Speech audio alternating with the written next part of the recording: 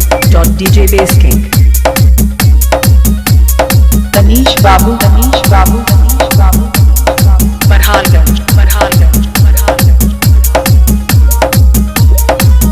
काहे आँखें हमारा के मरतरु हो।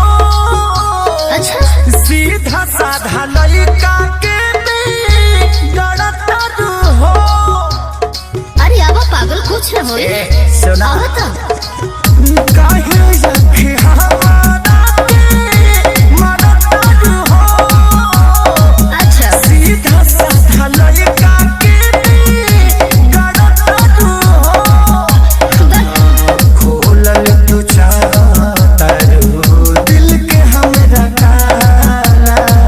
अच्छा सब कहियो हमरो गलिया ललका के सतावाला कहियो हमरो गलिया ललका के सतावाला ए बया सुना जान जाई है रे मिले जान जाई है।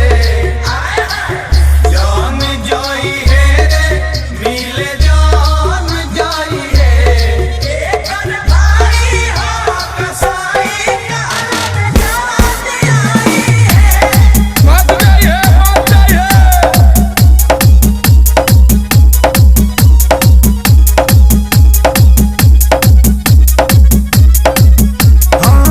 मिल खाती प्यारी गोरेल गोरियारी।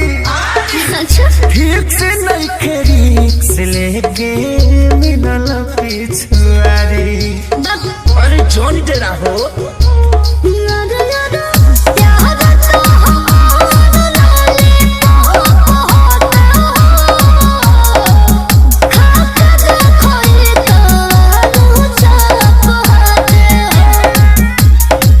भौरा के देखावा जमी मधु मधुबाला। कहियो हमरो गलिया ललका के सतावाला कहियो हमरो गलिया ललका के सतावाला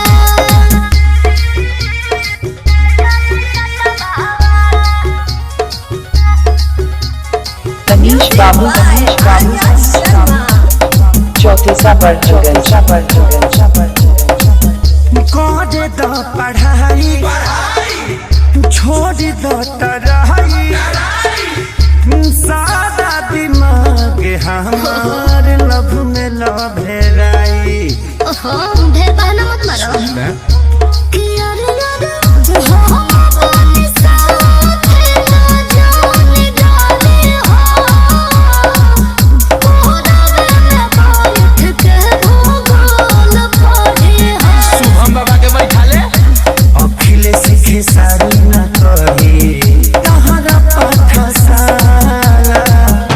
तो कहियो हमरो गलिया होई ललका के सतावाला कहियो हमरो गलिया